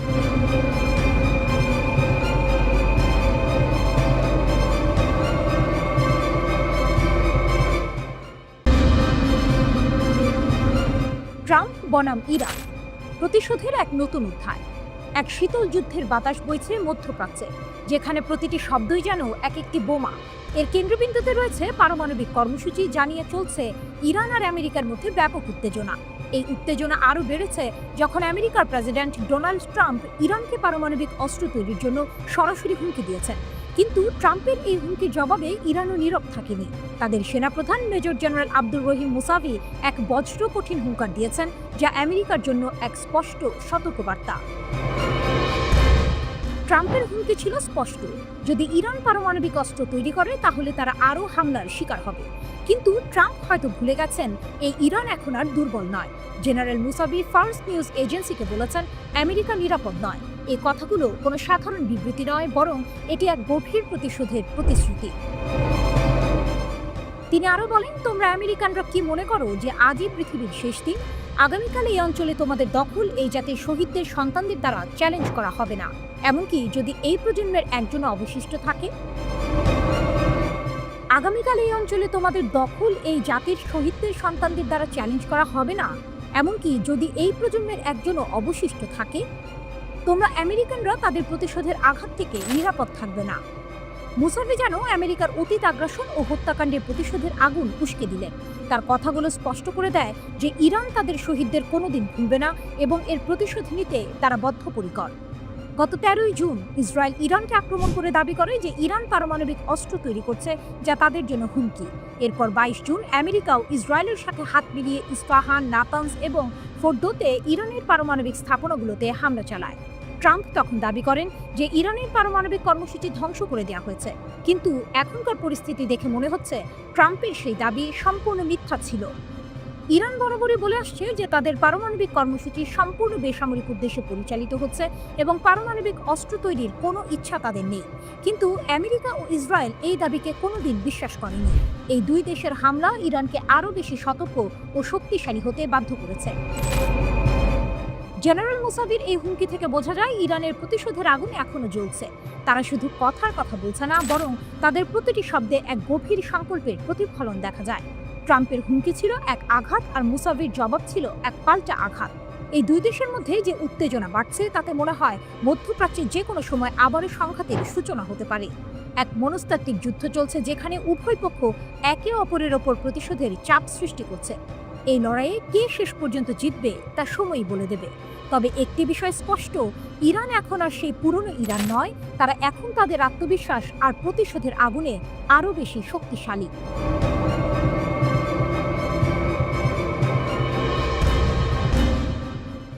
নজরে রাখছে অধিকৃত পশ্চিম তীরে পুতিনের দূতদের উপর হামলা। পশ্চিম তীরে হামলার পর রাশিয়ান দূতাবাস জবাব দাবি করেছে। পশ্চিম তীর অঞ্চলে একটি রাশিয়ান কূটনৈতিক যানবাহনে হামলা চালানো হয়েছিল। ইসরায়েলি বসতি স্থাপনকারীরা গাড়িটিকে লক্ষ্য করে হামলা চালিয়ে উল্লেখযোগ্য যান্ত্রিক ক্ষতি করেছে। 30 জুলাই গিভত আসাফের অবৈধ ফাঁড়ির কাছে এই ঘটনা ঘটে। এই এলাকাটি রামাল্লার ঠিক পূর্বে এবং জেরুজালেমের প্রায় 20 কিলোমিটার উত্তরে অবস্থিত। গাড়িটিতে রাশিয়ান কূটনৈতিক কর্মী ছিল। কূটনীতিকরা ফিলিস্তিনি কর্তৃপক্ষ এবং ইসরায়েল উভয়ের কাছেই অনুমোদিত ছিলেন। আক্রমণের সময় বসতি স্থাপনকারীরা রাশিয়ানদের হুমকি দিচ্ছিল বলে জানা গেছে। রাশিয়ার পররাষ্ট্র মন্ত্রণালয় ইসরায়েলি সেনাবাহিনীর সম্পূর্ণ নিষ্ক্রিয়তার নিন্দা জানিয়েছে। অভিযোগ উঠেছে আইডিএফ সৈন্যরা আক্রমণাত্মক আচরণ বন্ধ করার চেষ্টা করেনি। রাশিয়া ইসরায়েলি সৈন্যদের হস্তক্ষেপের অভাবকে বিশেষভাবে বিভ্রান্তিকর বলে অভিহিত করেছে। মস্কো তেল আবিবের কর্মকর্তাদের কাছে আনুষ্ঠানিকভাবে একটি কূটনৈতিক প্রতিবাদপত্র জমা দিয়েছে। রাশিয়া এই ঘটনাকে 1961 সালের ভিয়েনা কনভারসেশনের লঙ্ঘন হিসেবে বর্ণনা করেছে। এই কনভেনশন বিশ্বব্যাপী আয়োজক দেশগুলিতে কূটনীতিকদের সুরক্ষার নিশ্চয়তা দেয়। রাশিয়ার পররাষ্ট্র মন্ত্রণালয়ের মুখপাত্র মারিয়া জাকারোভা এক বিবৃতিতে বলেন, এই হামলাকে আমরা 1961 সালের ডিপ্লোম্যাটিক সম্পর্ক বিষয়ক ভিয়েনা কনভারসেশনের গুরুতর লঙ্ঘন হিসেবে দেখছি। সবচেয়ে হতবাক করার বিষয় হলো ইসরায়েলি সেনাদের উপস্থিতি থাকা সত্ত্বেও তারা হামলা প্রতিরোধে কোনো ব্যবস্থা নেয়নি। জাখারোভার দেওয়া তথ্য মতে 30 জুলাই তারিখে প্যালেস্টাইন অথরিটির সঙ্গে রাশিয়ার কূটনৈতিক মিশনের একটি গাড়ি গিভত আসাফের পাশ দিয়ে যাওয়ার সময় একদল ইসরায়েলি বসতি বাসিন্দারা হামলার শিকার হয়। তারা গাড়িটিতে ভাঙচুর চালায় এবং রুশ কূটনীতিকদের হুমকি দেয়। তেল আবিবে অবস্থিত রাশিয়ান দূতাবাস ইসরায়েলি কর্তৃপক্ষের কাছে একটি আনুষ্ঠানিক ঘোষণাপত্র জমা দিয়েছে। ফিলিস্তিনি রাষ্ট্র সমাধানের প্রতি মস্কোর সমর্থন পুনর্ব্যক্ত করার পর এই ঘটনা ঘটে। এই ঘটনার প্রেক্ষিতে আবারও ফিলিস্তিন রাষ্ট্র প্রতিষ্ঠার পক্ষে তাদের অবস্থান পুনর্ব্যক্ত করেছে রাশিয়া। ক্রেমলিন মুখপাত্র দিমিত্রি মেসকেভ বলেন, ইসরায়েলি ফিলিস্তিন দ্বন্দ্বের একমাত্র সমাধান হলো দ্বিরাষ্ট্র নীতির ভিত্তিতে সমাধান। 1988 সালে সাবেক সোভিয়েত ইউনিয়ন ফিলিস্তিনের স্বাধীনতা ঘোষণা সমর্থন করেছিল বলে উল্লেখ করেন তিনি। রাশিয়ার রাষ্ট্রীয় সংবাদ মাধ্যমগুলো জানিয়েছে, গাড়িটিতে রাশিয়ার প্যালেস্টাইন মিশনের কূটনীতিকরা ছিলেন।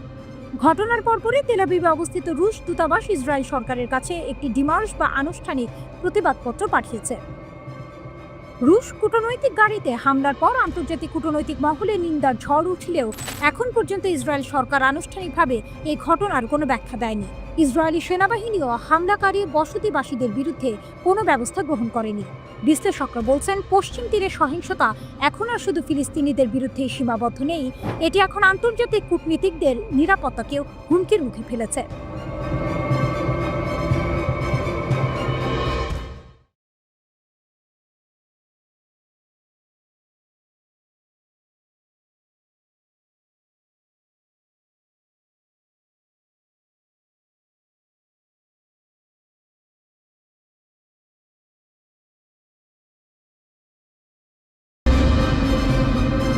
ইউক্রেনের আকাশে ইরানের ড্রোন, যুদ্ধের ময়দানে নতুন মোড়। ইউক্রেনের যুদ্ধের ময়দানের দৃশ্য। রাশিয়ার রণক্ষেত্রে আজ যে অস্ত্র প্রতিধ্বনিত হচ্ছে তার নেপথ্যে রয়েছে এক দুরন্ত সম্পর্ক, ইরান এবং রাশিয়া। পশ্চিমা দেশগুলোকে হতবাক করে দিয়ে ইরানের ডিজাইন করা শাহেদ 136 ড্রোন এখন ইউক্রেনের আকাশ দাপিয়ে বেড়াচ্ছে। এই ড্রোনগুলো তুলনামূলকভাবে সস্তা হলেও এর কার্যকারিতা মারাত্মক।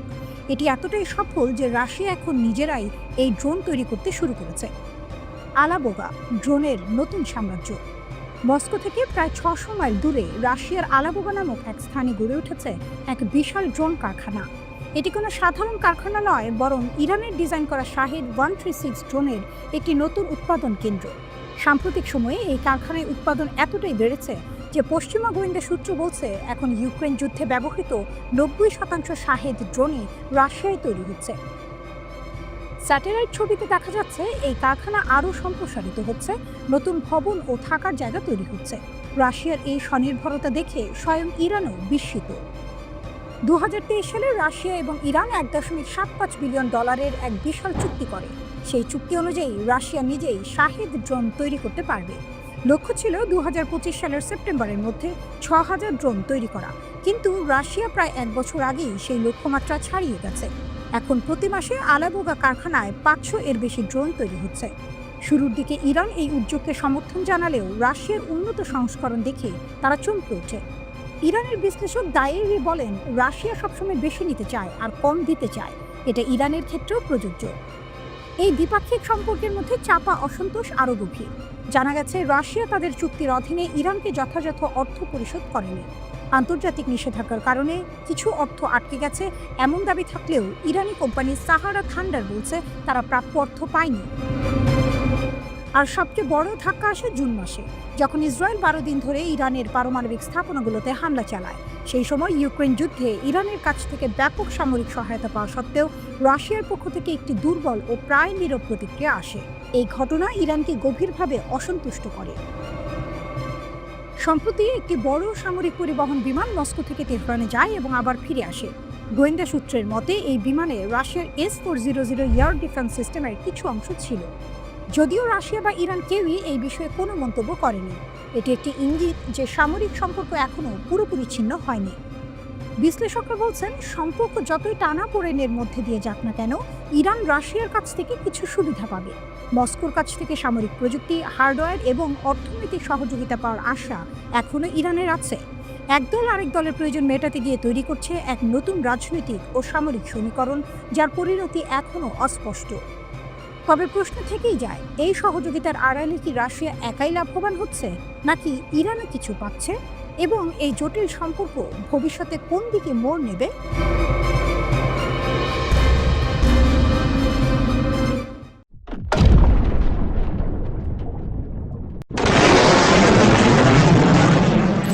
ইরানের হুঁশিয়ারি, আর এক চুল আগালেই ধ্বংসের শুরু।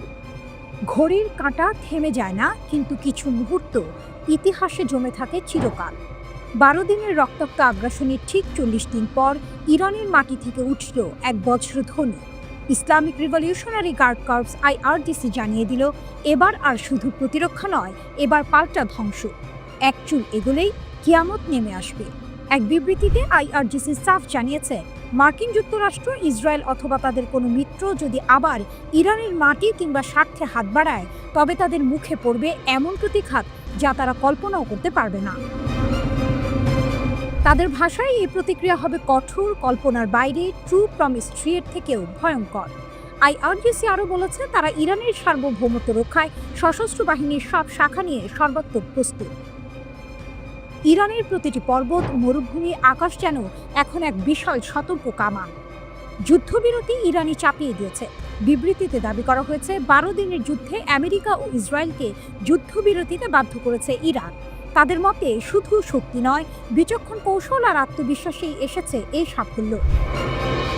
ইসরায়েলি হামলায় যেসব IRGC কমান্ডার শাহাদাত বরণ করেছেন, তাদের স্মরণে এই বিবৃতিতে বলা হয়েছে, এই রক্ত বৃথা যাবে না। শহীদের রক্তই আজ ইরানকে বৈশ্বিক শক্তিতে পরিণত করেছে। ইরান একা নয়, পেছনে রাশিয়া। বিবৃতিতে সরাসরি রাশিয়ার নাম না থাকলেও রাশিয়া ও ইরান এখন ঘনিষ্ঠ সামরিক মিত্র। ইউক্রেন যুদ্ধ যেমন রাশিয়াকে বদলে দিয়েছে, তেমনি পশ্চিমা আগ্রাসনের মুখে ইরানও তৈরি হয়েছে সম্পূর্ণ নতুন এক শক্তি হিসেবে। ইরান রাশিয়া এখন যেন একই ঘূর্ণিতে, একই লক্ষ্য, একই প্রতিশোধ। পশ্চিমা বিশেষজ্ঞরা মনে করছেন, ইরানের ক্ষেপণাস্ত্র এবং ড্রোন প্রোগ্রামের উন্নয়নে রাশিয়ার পরোক্ষ মদত রয়েছে। যখন পশ্চিমারা ইরানের ওপর নিষেধাজ্ঞা জারি করছে, তখন রাশিয়া তাদের পাশে দাঁড়িয়েছে। ট্রু প্রমিস 3 ও হেরাল্ড অব ভিক্টরি, এই দুটি সামরিক অভিযান এখন ইরানের গর্ব। বলা হয়েছে, এই অপারেশন দুটি শুধু হামলা নয়, এগুলো ছিল এক যুদ্ধশিল্পের নিদর্শন, যেখানে ড্রোন, ব্যালিস্টিক মিসাইল, সাইবার যুদ্ধ সব একসাথে ব্যবহৃত হয়েছে শত্রুকে স্তব্ধ করতে। বিশ্ব এখন ইরানের দিকে তাকিয়ে। IRGCর মতে, এখন বিশ্ব দেখছে কিভাবে ইরান অপরাধী ইহুদি আমেরিকান জোট এর বিরুদ্ধে দাঁড়িয়ে যাচ্ছে। বিবৃতিতে দাবি করা হয়েছে, ইরানের লড়াই বিশ্বে ন্যায় ও স্বাধীনতার প্রতীক হয়ে উঠেছে। ইহুদিবাদী ইসরায়েল বুঝতে পেরেছে যে তারা একটি কৌশলগত ভুল করেছে। একথা উল্লেখ করে ইরানের সেনাবাহিনীর সর্বাধিনায়ক বলেছেন, শত্রুর হুমকি শেষ হয়ে গেছে এমনটা আমরা ভাবছি না। মেজর জেনারেল হাতামি জোর দিয়ে বলেন, ইসলামী ইরানের ক্ষেপণাস্ত্র ও ড্রোন শক্তি এখনও অক্ষুণ্ণ রয়েছে এবং ফের সামরিক অভিযানের জন্য প্রস্তুত। ঠিক যেমনটি আমরা যুদ্ধবিরতির শেষ মুহূর্ত পর্যন্ত শত্রুর উপর আমাদের আক্রমণ চালিয়ে গিয়েছিলাম। প্রতিরক্ষা শিল্প, বিজ্ঞান ও প্রযুক্তির সাথে সম্পর্কিত এবং সকল ক্ষেত্রে আমরা আগের চেয়ে আরও দৃঢ়ভাবে আমাদের পথ চালিয়ে যাব।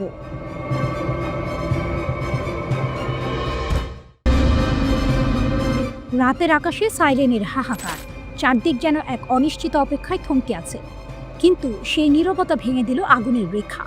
গাজা থেকে ছোড়া হামাসের রকেট, ইসরায়েলের গর্ব, তাদের বহুস্তরীয় আকাশ প্রতিরক্ষা ব্যবস্থা যেন এক মুহূর্তে অদৃশ্য হয়ে গেল এই আঘাতে।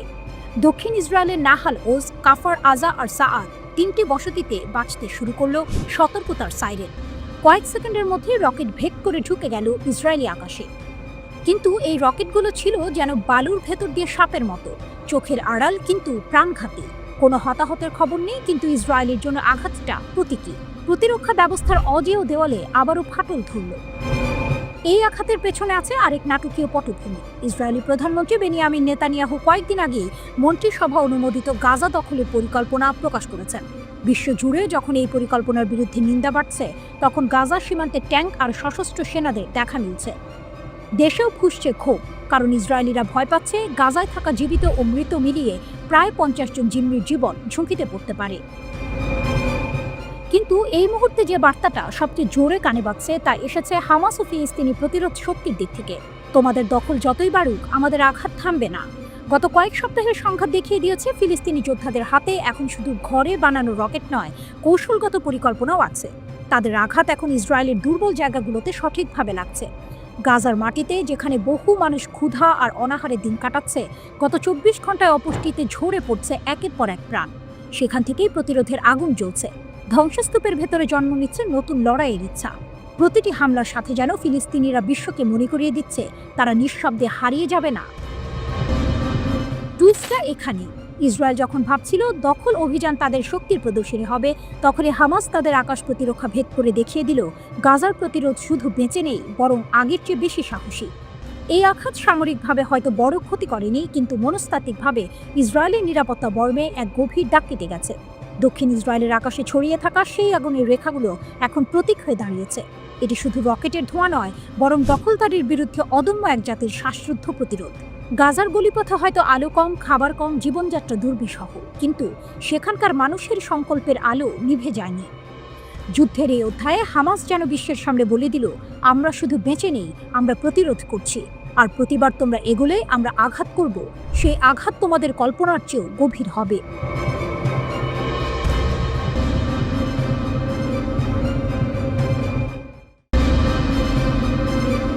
রাতের অন্ধকারে যেন কোনো সিনেমার গোপন দৃশ্য। দরজা বন্ধ, জানালায় মোটা পর্দা, চারপাশে অস্ত্রধারী পাহারা। ভেতরে কি বসে আছেন ইরানের শীর্ষ পরমাণু বিজ্ঞানীরা, যাদের নাম ইসরায়েলের হিট লিস্টে? টেলিগ্রাফের প্রতিবেদন বলছে কমপক্ষে 15 জন শীর্ষ বিজ্ঞানীকে হঠাৎ করে আত্মগোপনে পাঠিয়েছে তেহরান। বিশ্ববিদ্যালয়ের ক্লাসরুমে যারা ছিলেন তাদের বদলে দেয়া হয়েছে এমন শিক্ষকদের যাদের পরমাণু কর্মসূচির সঙ্গে কোনো সম্পর্কই নেই। কারণটা ভয়াবহ। 2010 সাল থেকে মোসাদের হাতে একে একে প্রাণ দিয়েছেন ইরানের পরমাণু প্রকল্পের মস্তিষ্করা। কেবল জুন মাসেই 12 দিনের ব্যবধানে হত্যা করা হয় অন্তত 30 জন বিজ্ঞানীকে। খবর এলেই তেহরান জেগে ওঠে। শুরু হয় শিকারী শিকারের খেলা। ইরানের গোয়েন্দারা দেশ জুড়ে খুঁজতে থাকে ইসরায়েলি গুপ্তচরদের। সন্দেহভাজন কয়েকশো মানুষ ইতিমধ্যেই ধরা পড়েছে। এর মধ্যেই ঘটে আরেক নাটকীয় মোড়। রুজবে ভাদি নামের এক পরমাণু বিজ্ঞানী ধরা পড়লেন ইসরায়েলের হয়ে গুপ্তচর বৃত্তির অভিযোগে। আদালতে দোষী সাব্যস্ত হওয়ার পর ফাঁসিতে ঝুলে শেষ হলো তার গল্প। এই মৃত্যুই যেন বার্তা, বিশ্বাসঘাতকতার দাম শুধু পদ হারানো নয়, জীবন হারানো। তেহরান এবার আর কোনো ঝুঁকি নিতে চায় না। তালিকাভুক্ত প্রায় 100 বিজ্ঞানীর মধ্যে যাদের প্রাণ সবচেয়ে ঝুঁকিতে, তাদের জন্য বিশেষ পরিকল্পনা করা হয়েছে। কেউ গোপন শহরে, কেউ পাহাড় ঘেরা সুরক্ষিত বাড়িতে, কেউ বা উত্তর উপকূলে। সবখানেই 24 ঘন্টা পাহারা। দেহরক্ষীদের নিয়েও এসেছে বড় পরিবর্তন। যাদের উপর সামান্য সন্দেহ, তাদের সরিয়ে আনা হয়েছে বিশ্বস্ত নতুন মুখ। নতুন করে ইসরায়েলি হামলার আশঙ্কা রয়েছে। ইরানের একজন জ্যেষ্ঠ কর্মকর্তার বরাত দিয়ে এটি জানায় দ্য টেলিগ্রাফ। কর্মকর্তারা বলেন, বিজ্ঞানীদের তাদের পরিবারের সদস্যদের সাথে তেহরানে এবং দেশের উত্তর উপকূলে নিরাপদ জায়গায় স্থানান্তরিত করা হয়েছে। ইরান জানে এটি শুধু প্রাণ বাঁচানোর লড়াই নয়, এটি রাষ্ট্রের অস্তিত্ব রক্ষার যুদ্ধ। তাদের পরমাণু কর্মসূচি কেবল প্রযুক্তি নয়, এটা শক্তি, প্রতিরোধ আর রাজনৈতিক মর্যাদার প্রতীক। আর তাই ইসরায়েলের বার্তা যতই ভয়ঙ্কর হোক, যে ইরানের পরমাণু কর্মসূচিতে কাজ করবে সে স্বয়ংক্রিয়ভাবে আমাদের লক্ষ্য। তেহরান পিছু হচ্ছে না, বরং এই খেলায় ইরান আরও ধূর্ত হচ্ছে। বিজ্ঞানীদের একদল গোপনে কাজ চালিয়ে যাচ্ছে অজানা স্থানে। যাদের সামনে পাঠানো হয়েছে তারা ছায়া মাত্র, ভুল টার্গেটে ইসরায়েলকে ব্যস্ত রাখতে। যেন দাবার বোর্ডে রাজার নিরাপত্তায় বারবার গুটি বদলানো হচ্ছে। টুইস্টটা এখানে, ইসরায়েল হয়তো ভেবেছিল ভয় দেখিয়ে বা গুপ্ত হত্যা চালিয়ে ইরানের পরমাণু স্বপ্ন থামানো যাবে, কিন্তু তেহরান সেই চাপকে পরিণত করেছে এক ধরনের গোপন অস্ত্রে, অদৃশ্য বিজ্ঞানী, ছায়াময় ল্যাব আর এক অটল বার্তা, আমরা আছি, কাজ থামবে না। এই গোপন শহরগুলোতে হয়তো এখনো রাত জেগে চলছে হিসাব, পরীক্ষা আর পরিকল্পনা। বাইরে অন্ধকার, ভেতরে আলো, আর সেই আলোয় গড়ে উঠছে এমন কিছু যা হয়তো একদিন ইসরায়েলের কৌশলকে উল্টে দেবে, চুপি সারে, বিনা শব্দে, ঠিক যেমন করে ইরান তার সবচেয়ে মূল্যবান মস্তিষ্কগুলোকে আড়ালে রেখেছে।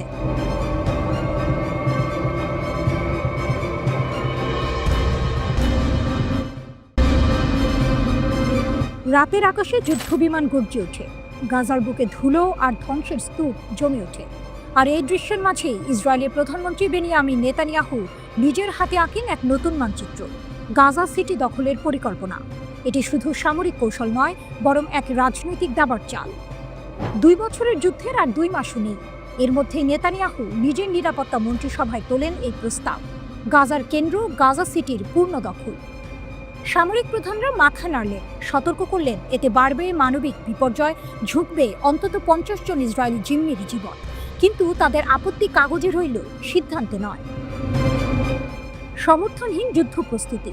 বিশ্ব ইসরায়েলের প্রতি সমর্থন এখন তলানিতে। নিজ দেশেও জনমত বদলে গেছে। জরিপে দেখা যাচ্ছে অধিকাংশ মানুষ যুদ্ধ থামাতে চায়, জিম্মিদের ফেরত চায়। কিন্তু নেতানিয়াহু হাঁটছেন উল্টো পথে, কারণ এই অভিযানের মাধ্যমে তিনি সময় কিনতে পারবেন, নিজ রাজনৈতিক অস্তিত্ব রক্ষার সময়। তার জোটের 2 উগ্র ডানপন্থী মিত্র ইতামার বেন গভির এবং বেজাল স্মোট্রিচ যুদ্ধ বন্ধ হলে সরকার ভেঙে দেওয়ার হুমকি দিচ্ছে বারবার। তাদের স্বপ্ন আরও ভয়ঙ্কর, পুরো গাজা দখল, ইহুদি বসতি স্থাপন এবং শেষ পর্যন্ত অঞ্চলটিকে ইসরায়েলের সঙ্গে যুক্ত করে নেওয়া। তুলনায় নেতানিয়াহুর নতুন পরিকল্পনা তাদের চোখে অর্ধেক পথ। দ্বিমুখী চাপের খেলা। ফক্স নিউজে দেওয়া সাক্ষাৎকারে নেতানিয়াহু বলেছিলেন তিনি পুরো গাজার নিয়ন্ত্রণ চান, কিন্তু বাস্তবে প্রথম ধাপ হিসেবে ঠিক করেছেন কেবল গাজা সিটি দখল করা। কাছের শরণার্থী শিবিরগুলো এখনই হাতে নেবেন না, কারণ সেখানে অন্তত 20 জন ইসরায়েলি জিম্মি রয়েছেন। অভিযান শুরুর আগে রেখেছেন 2 মাসের সময়সীমা, যাতে কূটনৈতিকভাবে যুদ্ধবিরতি বা জিম্মি বিনিময়ের সুযোগ থাকে। তবে সেটি আসল উদ্দেশ্য নাকি শুধুই সময়ক্ষেপণ, সেটি নিয়েই প্রশ্ন। সেনা বনাম সরকার। দীর্ঘ 10 ঘন্টার বৈঠকে সেনাবাহিনীর শীর্ষ প্রধান ইয়াল জামির স্পষ্ট বললেন এটি হবে এক বিপজ্জনক ফাঁদ। প্রায় 2 বছরের লড়াইয়ে ক্লান্ত ইসরায়েলি বাহিনী আরও দুর্বল হবে, আর ফিলিস্তিনের মানবিক সংকট চরমে পৌঁছাবে। কিন্তু নেতানিয়াহু শোনেননি। আন্তর্জাতিক মঞ্চে একাকিত্ব পরিকল্পনা ঘোষণার পর জার্মানির সামরিক সরঞ্জাম রপ্তানি স্থগিত করেছে, যা ইউরোপীয় ইউনিয়নের অন্য দেশগুলোকেও ইসরায়েলের সঙ্গে সম্পর্ক কমানোর পথে ঠেলে দিচ্ছে। গাজার অনাহার ও খাদ্য সংকটের ছবি বিশ্ব জুড়ে ইসরায়েলের যুদ্ধকে অগ্রহণযোগ্য করে তুলেছে। মার্কিন সমর্থন থাকা সত্ত্বেও নেতানিয়াহু এখন এক আন্তর্জাতিক নিঃসঙ্গতার মধ্যে দাঁড়িয়ে। এই পরিকল্পনায় সমর্থন নেই সেনাবাহিনীর, নেই দেশের সাধারণ মানুষের, নেই বিদেশি মিত্রদেরও। তবু নেতানিয়াহু এগোচ্ছেন, কারণ এটিই তার পুরনো পদ্ধতি, যুদ্ধকে দীর্ঘায়িত করা, জিম্মিদের ও গাজাবাসীর দুর্ভোগ বাড়ানো, আর নিজের রাজনৈতিক সময়টুকু বাড়িয়ে নেওয়া। গাজার রাস্তায় ধুলো উঠছে, ধ্বংসস্তূপ, আর দূরে ক্ষমতার প্রাসাদে বসে নেতানিয়াহু নিজের বাকি চালগুলো গুনছেন। প্রশ্নটা এখনো ঝুলছে, এ চালে কাদের জয় হবে আর কাদের সব হারাতে হবে?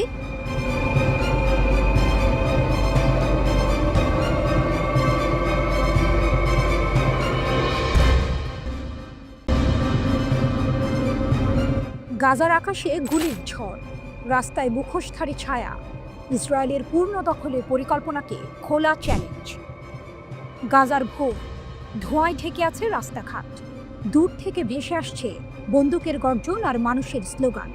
এই অস্থির মুহূর্তে হঠাৎ হাজির হলো তারা, হামাসের আল কাসাম ব্রিগেডের মুখোশধারী যোদ্ধারা। শুধু যুদ্ধ নয়, তারা এসেছে এক অদ্ভুত কারণে, উদযাপন করতে। আইডিএফের অবরোধে শ্বাসরুদ্ধ গাজায় একদল চোর আর লুটেরাকে দমন করেছে হামাসের বিশেষ বাহিনী অ্যারো ইউনিট। তারপরেই গাজার আল জালা স্ট্রিটে বেরিয়ে এলো তাদের কুচকাওয়াজ। গলিপথ ভরে গেল মানুষে, কেউ হাততালি দিচ্ছে, কেউ পতাকা উড়াচ্ছে, আর আকাশ ফুঁড়ে উঠছে উদযাপনের গুলি। তবে এর পেছনে আছে এক গাঢ় অন্ধকার। 2023 সাল থেকে ইসরায়েলের লাগাতার হামলায় গাজার পুলিশ ব্যবস্থা ভেঙে পড়েছে। আইন শৃঙ্খলা নেই বললেই চলে, লুটপাট, ডাকাতি সবই বেড়েছে কয়েকগুণ। অনেক এলাকায় অভিযোগ উঠেছে ইসরায়েলি বাহিনী নাকি ইচ্ছে করে লুটেরাদের মুক্ত ছাড় দিয়েছে।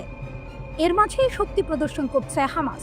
যুক্তরাষ্ট্রভিত্তিক এফডিডি সংস্থার বিশ্লেষক জো ট্রুজম্যানের ভাষায় ভিডিওতে দেখা যাচ্ছে হামাস প্রকাশ্যে অস্ত্র নিয়ে রাস্তায় টহল দিচ্ছে। এটা প্রমাণ করে যে ইসরায়েল যতই দাবি করুক, হামাসের ক্ষমতা এখন অটুট। ইসরায়েল বারবার বলেছে তারা নাকি গাজায় হামাসের সামরিক ও শাসন ক্ষমতা ধ্বংস করেছে, কিন্তু বাস্তব চিত্র অন্য কথা বলছে। ট্রুজম্যানের মতে স্থল পরিস্থিতি প্রমাণ করছে হামাস শুধু বেঁচে নেই, তারা সক্রিয়ভাবে লড়ছে এবং জনসমর্থন ধরে রেখেছে। এখনো পর্যন্ত ইসরায়েলের বড় লক্ষ্যগুলো পূরণ হয়নি। সব জিম্মির মুক্তি, হামাসের পূর্ণ পতন এবং গাজা দখল। বরং বিপরীতটা ঘটছে। প্রায় পুরো গাজা জুড়ে হামাস ও মিত্র ফিলিস্তিনি গোষ্ঠীগুলো আইডিএফের বিরুদ্ধে লড়াই করছে। এমন পরিস্থিতিতে তেল আবিব নতুন পরিকল্পনা করেছে, গাজা শহর দখল করবে। এই খবর ছড়িয়ে পড়তেই বিশ্ব জুড়ে ক্ষোভ, এমনকি ইসরায়েলের ভেতরে অস্থিরতা। কারণ সাধারণ ইসরায়েলিরা মনে করেন গাজা শহরে সামরিক অভিযান মানেই বন্দি জিম্মিদের জীবন ঝুঁকির মুখে ফেলা। আর এই জিম্মিদের নিয়েই এসেছে সবচেয়ে ভয়ঙ্কর টুইস্ট। হামাস নাকি তাদের যোদ্ধাদের গোপন নির্দেশ দিয়েছে, যদি ইসরায়েলি সেনারা জিম্মিদের কাছে পৌঁছায় তবে কাউকে জীবিত রাখা হবে না। গাজায় সামরিক অভিযান সম্প্রসারণের বিকল্প নেই বলে দাবি করেছেন ইসরায়েলি প্রধানমন্ত্রী বেনিয়ামিন নেতানিয়াহু। জেরুজালেমে আয়োজিত এক সংবাদ সম্মেলনে নিজেদের সিদ্ধান্তের সাফাই গিয়ে তিনি বলেন, হামাসকে পরাজিত করে তাদের উদ্দেশ্য পূরণ ছাড়া ইসরায়েলের অন্য কোনো গতি নেই। গাজার পূর্ণ ও স্থায়ী নিয়ন্ত্রণের উদ্দেশ্যে নতুন পরিকল্পনা অনুমোদনের অভিযোগ প্রত্যাখ্যান করে নেতানিয়াহু দাবি করেন, দখল নয়, আমরা গাজাকে মুক্ত করতে চাই। তিনি আরও বলেন, গাজার সশস্ত্র গোষ্ঠীদের নিরস্ত্রীকরণের মাধ্যমে নিরাপত্তা নিয়ন্ত্রণ নিশ্চিত করা তাদের লক্ষ্য। এরপর গাজার শাসনভার ইসরায়েলি বেসামরিক প্রশাসনের হাতে তুলে দেওয়া হবে।